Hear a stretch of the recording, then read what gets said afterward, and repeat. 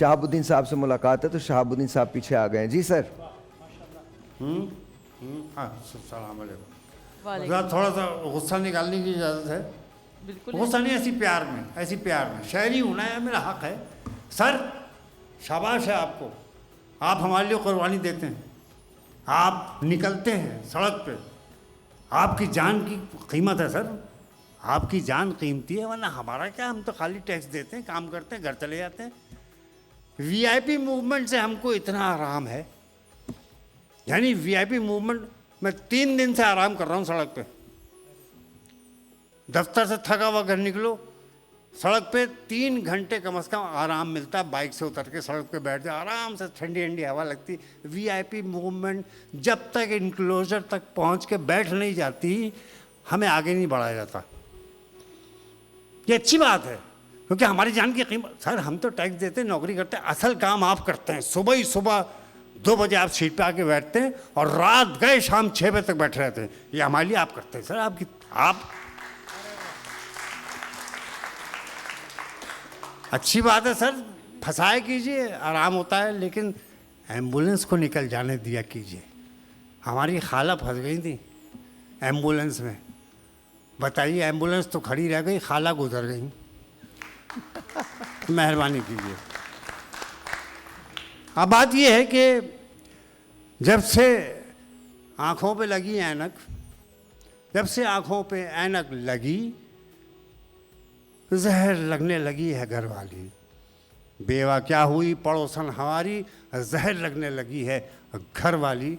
मेरे एक दोस्त मुझसे, मेरा छोटा भाई है, कल अपने बेटे के लिए मुझसे बोल रहा है, यार इसको ज़िम्मेदार शहरी कैसे बनाए। मैं कहा सबसे पहले इसको गांव में शिफ्ट करो, फिर वहाँ से शहर लाओ, फिर पुलिस में इसको दो, कोई केस इस पर डलवाओ, इसको ज़िम्मेदार बनाओ केस का, फिर ये बनेगा ज़िम्मेदार शहरी।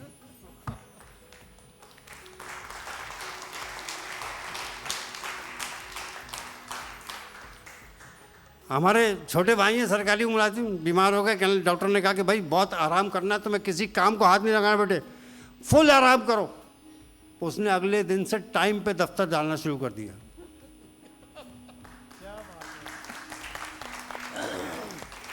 अभी मैं गुफ्तगू सुन रहा था कि शादी ब्याह में कैसा मियाँ होना चाहिए, और घर में जब मियाँ आए तो वो किस तरह आना चाहिए। तो पहले तो ये तय कर लें कि मियाँ घर में आए या मुल्क में आए, तो उसको कैसे आना चाहिए।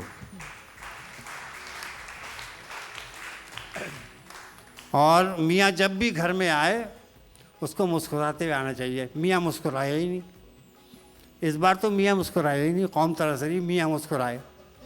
कोई बीवी नहीं कह रही मियाँ मियाँ शरीफ है, कोई नहीं कह रही, पता नहीं क्या बात होगी। खैर, तो हम लोग जिस दौर से गुजर रहे हैं वो दौर जो है वो अदब का दौर है, उसमें अदब ज़रूरी है, और अदब जो है वो उर्दू का एक पहलू है, एक रंग है।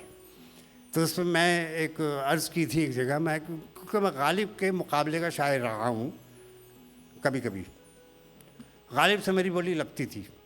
एक ज़माना था, मैं पैदा नहीं हुआ था, मेरी गालिब से बड़ी लगती थी, और 36 के आंकड़े थे, यकीन जानिए। शकी गालिब, क्योंकि चिढ़ गया था मैं, एक 72 बरस का आदमी ये क्यों कह रहा है, गो हाथों में जुम्बिश नहीं, गो हाथ को जुम्बिश नहीं, आंखों में तो दम है।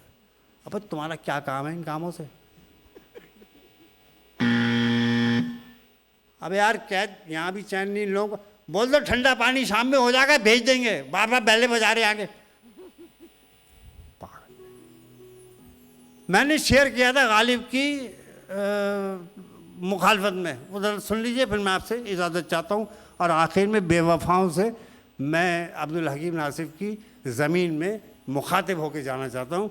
मैंने किया था, मैं क्या, कौआ था कोई अजब तरह ट्रीट कर गया, कौआ था कोई अजब तरह ट्रीट कर गया, मैं कोठे पे बैठा था मुझ पे बीट कर गया।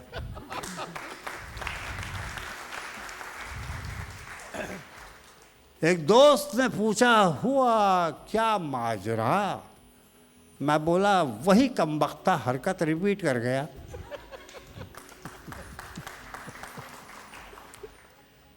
अब ये जो बेवफा हैं ये सुन लें, अब्दुल हकीम नासिर साहब ने ये इनायत किया है। क्यों ये संजीदगी तहरीर है चेहरे पे आज, क्यों ये संजीदगी तहरीर है चेहरे पे आज, क्या किसी वादा शिकन तर्ज़े अमल पे गुम हो, बेवफाओं के मेरे घर में सजेगी महफिल, वक्त पर आना के मेहमान खुसूसी तुम हो।